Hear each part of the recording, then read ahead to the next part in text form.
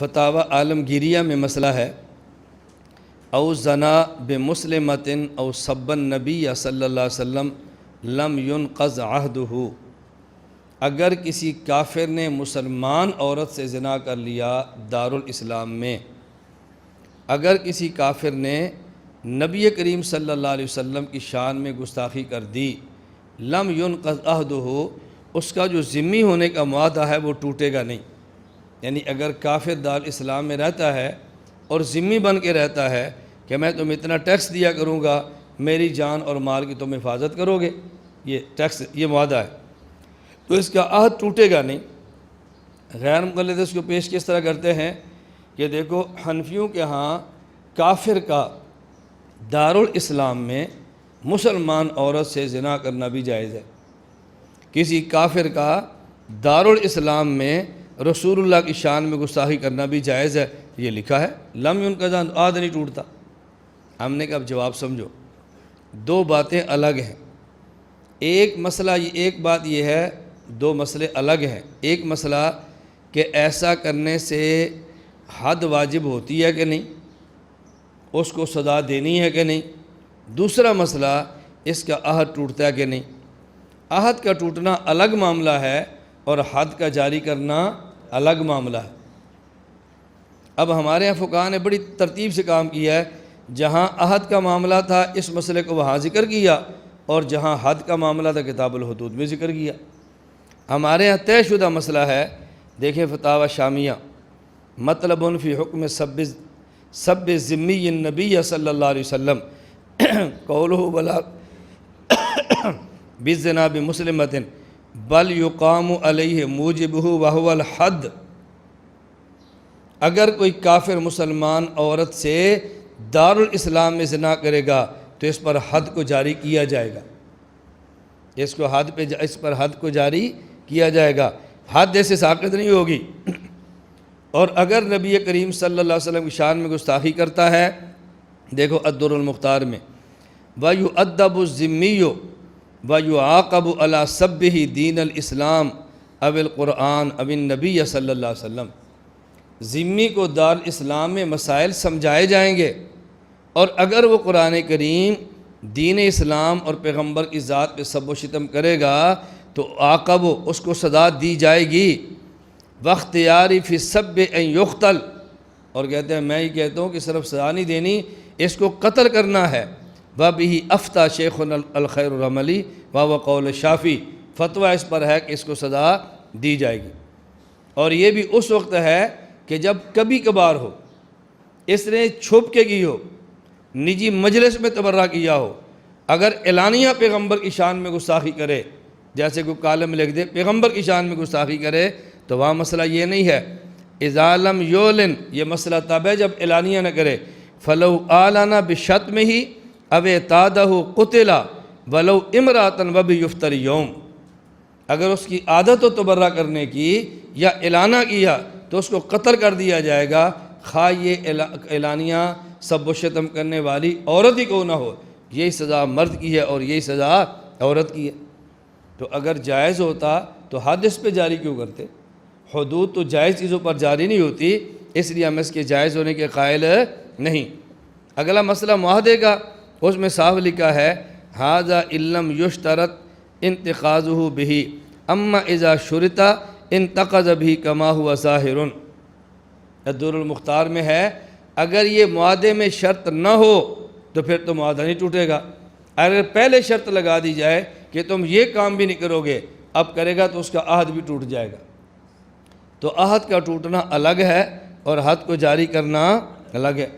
اب دیکھو، ایک تو ذمی کے ساتھ عہد ہے، ذمی کافر ہے، ٹیکس دیتا ہے، جزیہ دیتا ہے اور اپنی حفاظت لیتا ہے، اور مسلمان کو ٹیکس اور جزیہ نہیں دیتا، اس کی حفاظت تو پھر بھی ہوتی ہے۔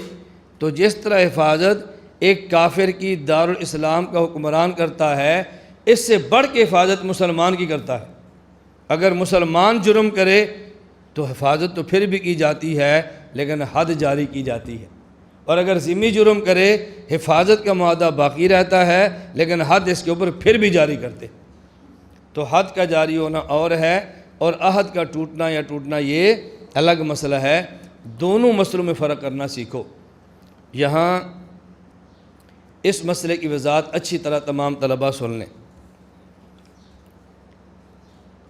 اگر کوئی شخص نبی کریم صلی اللہ علیہ وسلم کی شان میں گستاخی کرے، کافر تھا تو تب بھی حد ہے قتل کر دیا جائے، اور اگر مسلمان تھا تو مرتد ہو گیا تب بھی اس کی سزا ہے کہ اس کے اوپر حد جاری کی جائے اور اس کو قتل کیا جائے۔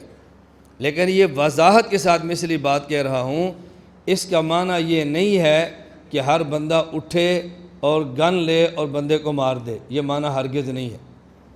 آپ اگر اس ملک پاکستان میں کسی بے ایمان اور بدبخت کو یہ دیکھیں وہ پیغمبر کی شان میں گستاخی کرتا ہے، از خود قتل نہ کریں، FIR درج کرائیں، عدالت میں لے کر جائیں، وکیل مضبوط کرائیں اور قانون کے ساتھ اپنی محنت کرتے ہوئے اس کو سزائے موت کے پھندے تک لٹکوائیں۔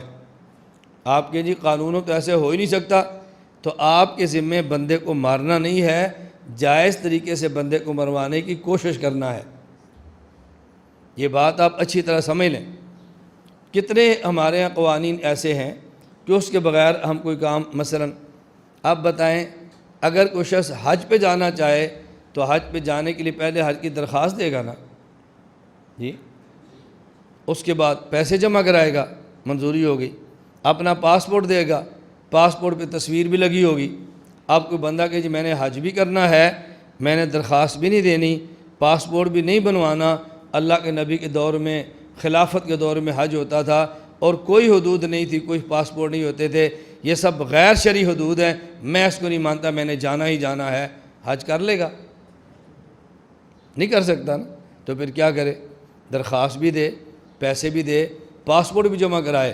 اب اگر اس کا نام نکلا ہے تو حج کرے، اور اگر نہ نکلا تو نہ حج کرے۔ اب اسی حالت میں فوت ہو گیا کہ حج نہیں کیا، تو قیامت کے دن اس کا نام کن لوگوں میں شمار ہوگا کہ جن نے حج جان بوجھ کے نہیں کیا تھا یا حج کرنا چاہتے تھے کہ عذر آ گیا تھا؟ حج کرنا چاہتا کہ عذر آ گیا، اب ان کو معافی ہے، ان کا مواخذہ نہیں ہوگا۔ اسی طرح گستاخ رسول کی سزا قتل ہے، لیکن اس کا معنی ہرگز یہ نہیں ہے کہ اپنے ہاتھ میں قانون لے کر تم خود مارنا شروع کر دو۔ اس کے بعد جب پریشانیاں آئیں گی نا، پھر وہ پریشانیاں برداشت نہیں ہوتی، پھر رونا اور پیٹنا شروع کر دیتے۔ ابھی ہمارے بڑے، ہمارے اکابر ایک کام سے منع کریں گے، یہ کام نہ کرو، یہ ٹھیک نہیں ہے، اس کا انجام مناسب نہیں ہے، حالات بگڑ جائیں گے اور قانون کی مخالفت ہوگی اور تمہیں پریشانی ہوگی۔ ہم کہتے ہیں ان کو کیا پتہ، ان میں دینی غیرت ہی نہیں ہے، یہ سیاسی لوگ ہیں، ان کو کیا پتہ دین کیا ہوتا ہے۔ اور جب ہم کر لیتے ہیں، جب پھنس جاتے ہیں، جب جیل میں آ جاتے ہیں قانون کے شکنجے میں، پھر کبھی اپنے ابو کو بھیجتے ہیں کہ ذرا بزرگوں سے بات تو کرو، کبھی استاد سے کہتے ہیں ان سے بات تو کرو، پھر وہ کہتے ہیں ہم نہیں کرتے، پھر ہم چیخنا شروع کرتے ہیں ہمارے بڑا ہمارا ساتھ نہیں دیتے، ہمارے اندر مذہبی غیرت بہت تھی اور ہمارا ساتھ نہیں دیتے۔ تو جب انہیں منع فرمایا تھا تو آپ رک جاتے نا، اور جب آپ منع فرمانے پر نہیں رکے، اب آپ ان کے اوپر گلہ کیوں کرتے ہو، کیوں پریشان ہوتے؟ میری گزارش آپ کو سمجھ آ رہی ہے؟ میں اس کی مثال دیتا ہوں شاید آپ اور جلدی بات سمجھ آئے۔ میں آپ میں سے آج کس کا شعر رکھ لیں؟ کسی اور کو شعر رکھ لیں؟ جی مری ٹھیک ہے، بات اچھی طرح جی کوئٹہ رکھ لیتے، کوئٹہ۔ اب دیکھو کوئٹہ ایک میرا جلسہ طے ہوتا ہے، حکومت کوئٹہ کی پابندی لگا دیتی ہے اور پابندی توڑنے پر گرفتاری کی آرڈر کر دیتی ہے۔ میں کوئٹہ آنا چاہتا ہوں، مجھے کوئٹہ کے علماء کہتے ہیں مولانا صاحب آپ نے نہیں آنا، ہم نے مشورہ کیا آپ نے نہیں آنا، کوئٹہ کے حالات سازگار نہیں ہے۔ میں نے کہا میں نے آنا ہی آنا ہے۔ کہتے ہیں مولانا صاحب آپ نے تشریف لائیں، ہم پھر مناسب وقت پر آپ بلا لیں گے۔ میں نے کہا نہیں توہین ہے، میری بےزتی ہے، میں نے آنا ہی آنا ہے، میں پابندی توڑ دوں گا میں نے آنا ہے، میں جیل برداشت کر لوں گا میں نے آنا ہے۔ یہ مجھے سمجھاتے رہے اور میں نے نہیں مانا۔ جب میں وہاں چلا گیا ایئرپورٹ پہ اترا تو مجھے گورنمنٹ نے گرفتار کیا اور جیل میں ڈال دیا۔ اب یہ مجھے چھڑانے کے لیے آئیں گے، اب میں چیخنا شروع کروں کہ علماء کوئٹہ میرا ساتھ نہیں دیتے تو میری زیادتی ہے نا۔ جب مجھے ان نے منع کیا تھا اور مجھ سے بڑے تھے اور مقامی حالات مجھ سے بہتر جانتے تھے تو مجھے ان کی بات مان لینی چاہیے تھی نا۔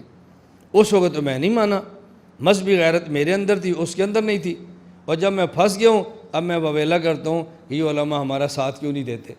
بھئی ساتھ تو تب تھا نا جب انہوں نے منع فرمایا اور میں باز آ جاتا، اور جب اگلے مرحلے پر میں جاتا ان کے بلانے پر، پھر مجھے گورنمنٹ میرے خلاف قانون حرکت میں آتا، تو آپ دیکھتے میرا ساتھ دیتے ہیں یا نہیں دیتے۔